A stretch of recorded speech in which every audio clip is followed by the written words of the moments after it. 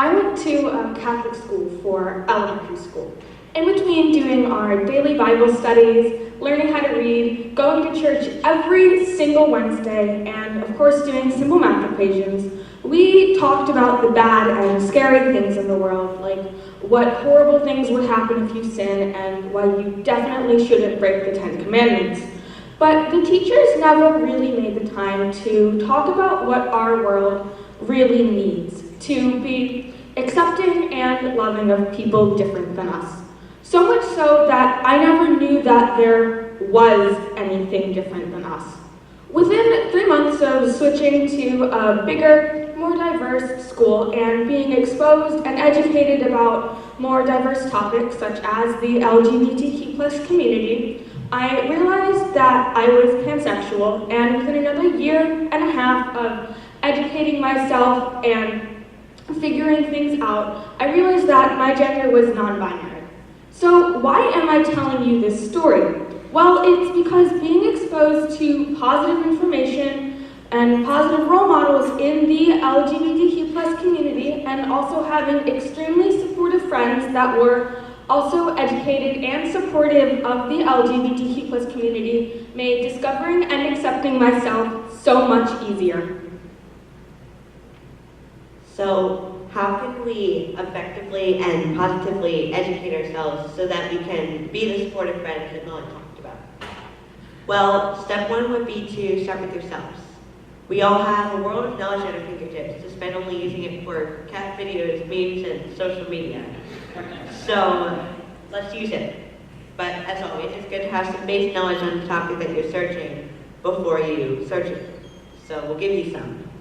LGBTQ+ is an acronym that we use to describe anyone who isn't heterosexual, which is boy-girl relationships, also known as straight, or cisgendered, which is when your gender identity aligns with the one that you were assigned at birth. So what other options are there? Let's look at the first two letters, the L and the G. They stand for lesbian and gay, which are same-sex attraction for women and men respectively. You've definitely all heard the term gay used before, whether it be in the media, as an insult, just to clarify, it's not and shouldn't be used as one, or as a fancy word that someone uses to describe being overly happy. Next is the B, which stands for bisexual, which is when a person is attracted to two genders at once. However, this doesn't have to be just male and female. A bisexual person could be attracted to some gender inside or outside of the gender binary, outside of male and female. We'll get to those other gender options in a second. An important thing to note is that if a bisexual person is with someone of a specific gender, that doesn't mean that they can't be with someone of a different gender later on. Next, there's the T, which stands for transgender. A transgender person identifies with a gender that's different than the one that they were assigned at birth. That could be a male in a female body, a female in a male body, or something completely different. Like gay and lesbian, this is a very commonly known one, but it seems like it's also commonly misunderstood. Lots of people try to suggest that non-trans people will pretend to be trans to get attention or to commit harmful acts, but studies have shown that this just doesn't happen. It doesn't happen in bathrooms, and it doesn't happen anywhere else. Then there's the Q, which can stand for different things depending on who you talk to, which is strange considering it's one of the lesser used letters of the alphabet. But generally, it'll stand for either queer, which is another word for LGBTQ+, used by some members of the community, or it'll stand for questioning, which is when someone is not sure of their gender and or their sexuality. But the part of the acronym that we want to focus on is not actually a letter, it's a symbol, and it's that plus up there. The plus is what we put at the end of the acronym so that we can avoid having to say the whole alphabet to include everyone. Because believe me, there's a reason that we stopped at Q. Not everyone fits into these 5 categories. So since gender and sexuality are such broad spectrums, we need to put the plus there so that we can include everyone. To make it easier to understand LGBTQ+ as a spectrum, we use this picture of the gender person. The 4 areas that are concerned with being a LGBTQ+ are included in the image. You can even customize each scale to show exactly where you are on each one. First, there's gender identity. That is how you perceive your gender, whether it be male, female, or something else on or off the gender binary. Gender is a spectrum, and you can be anywhere on it. The second area to consider is gender expression. This is what you wear and how you act, whether it be more masculine or feminine. For example, if I were to wear a dress, paint my nails, put on a headband, and go shopping with my friends at the mall, taking selfies all the while, you could say that my gender expression could be considered feminine by societal standards. Of course, this is very stereotypical of me. Not everyone has to look stereotypically masculine or feminine, and you can be somewhere in the middle, and that would be called androgynous if you present yourself as both male and female or neither. Gender expression is not necessarily connected to your gender identity. For example, a man can look and act like a woman, or vice versa. And this is the only one of these 4 categories that you as an individual can control about yourself. Next, there's biological sex. This is what the doctor uses to assign you a gender at birth. You can be born as male, female, or intersex. You have definitely all heard the terms male and female before, but intersex may be new to you. An intersex person is someone that was born with a mixture of parts and chromosomes that couldn't be classified as 100% male or female. So you could be born with male parts but female chromosomes, female parts and male chromosomes, or a different combination of the two. Something really important about biological sex is that a lot of people try to say that your biological sex is what determines your gender identity and your story, but that's just not true. Even if they do align, sex and gender are 2 very different things. Sex is your body, while gender is your mind.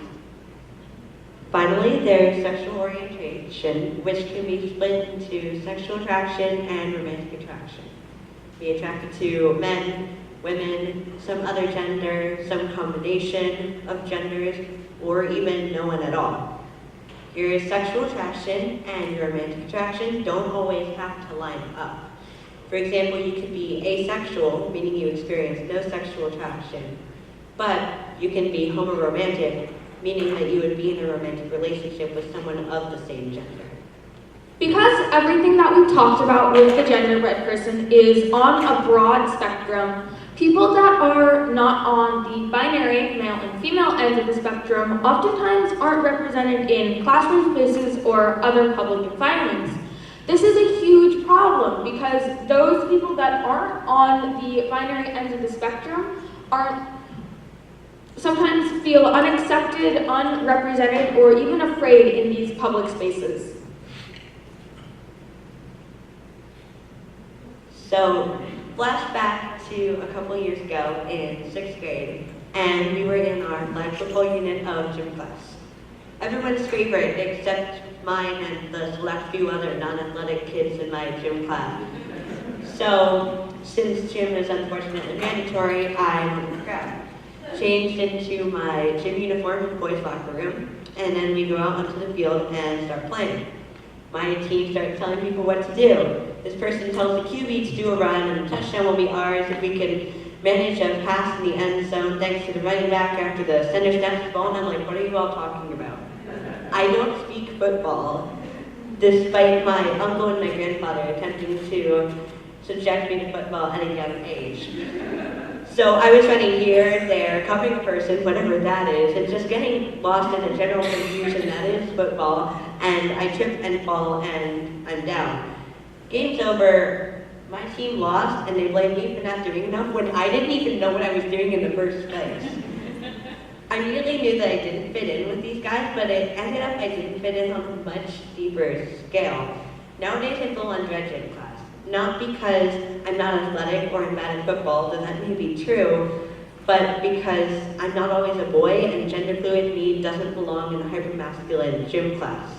This feeling of not fitting into my gender group that I was assigned by society is terrible. But what's even worse is the feeling of not fitting into my body. The feeling of not fitting into your body that Tay described is called gender dysphoria. It's the awful feeling that parts of your body just aren't right. It feels like not only the world is against you, but your body is against you too. Trans and non-binary kids have to experience this sometimes or every single day. Gone unnoticed, gender dysphoria can lead to depression, anxiety, and even suicide. HRC.org states that 4 in 10 LGBTQ+ kids and teens report that their community is not accepting of the LGBTQ+ community, and 26% of LGBTQ+ kids and teens live in fear of being bullied or not accepted by their friends, classmates, and family members. Living in fear of being bullied or not accepted, and even being bullied and not accepted, makes gender dysphoria even worse. This is a huge problem because worse gender dysphoria can lead to worse depression, anxiety, and a worse risk of suicide. And it can also make kids and teens not want to come out to the people that they should trust the most. Coming out is when a person tells someone that they are LGBTQ+. The coming out stories that you see on the internet may be full of heartbreak, tears, and surprise acceptance of the LGBT individual. But not all coming out stories need to go this way. Mine was very different and much easier for me. That's not to say it wasn't hard, but I definitely had no fear of being judged or not accepted for who I am. My first coming out story went a little like this. I was walking the turkey trot with my good friend, and I'm like, hey, I have something to tell you. Long story short, it took me a while to actually tell her that I was pansexual, but once I did, I was so happy it was kind of ridiculous. Seriously, sharing that part of me for the first time made me feel like I could take on the world. You might not realize it, but coming out and being sure that you're accepted by your friends, classmates, community, or family members is a huge part of being comfortable with yourself and your identity. Another reason for education on the topic of LGBTQ+ is that a person's lack of awareness on a topic can directly lead to a person's lack of acceptance on a topic. In this case, accepting LGBTQ+. In a survey that we took to gather some data on the students in our school district, out of the 3 in 10 who did not support LGBTQ+, half of them explained that they did not support it because they didn't know what it was. So more people would likely support this if we would educate students and staff members on this topic. So let's answer the big question. How can you support LGBTQ+? Well, as we said before, you can educate yourself and other people. As simple as pulling out your phone when you get home later today and typing LGBTQ+ into the search bar. I assure you it is not hard to spell. Next, you can ask for and respect the names and pronouns that people want you to use for them.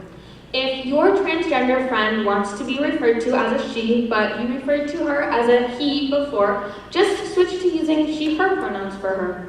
Same goes if your trans friend wants to be called something other than the name that was given to her at birth. Just switch to using that name. Another thing is that sometimes non-binary or transgender kids want you to use they/them pronouns for them. But it may be hard to get used to using they as a singular pronoun. So let's practice a little bit. If you want to comment on the fact that Molly has pink hair, but from the back you can't exactly tell what gender Molly is, are you going to say he or she has pink hair? No, that doesn't make sense. Instead, you would say they have pink hair if you do not know Molly's preferred name and pronoun, and that would be grammatically correct. Now, if Molly were to ask me, hey, could you use they/them pronouns when referring to me? Then you would just say, they have pink hair, like I did earlier. Thirdly, don't expect people to have a significant other of a specific gender or to even have one at all. If your daughter introduces you to a girlfriend, welcome her with open arms. Also remember that if a bisexual or a pansexual person is with someone of a specific gender, that doesn't mean that they can't be with someone of a different gender later on. Lastly, and most importantly, just be kind. No one likes someone who's closed-minded and rude, so don't be that person. Believe me, everyone, especially you, will appreciate your compassion and consideration. My experience is unique in many ways. My gender and sexuality are both minorities of the minority, and sadly, so is my coming out story. The fact that positive coming out stories aren't normal isn't okay, and neither is the fact that people aren't willing to support the LGBTQ plus community because they don't know about it. There's so much hate, fear, and misunderstanding in the world. What are you doing to help change that? What are you doing to replace hate with love, to replace fear with understanding, and to make the world better for everyone, especially those that don't have it easy in the first place?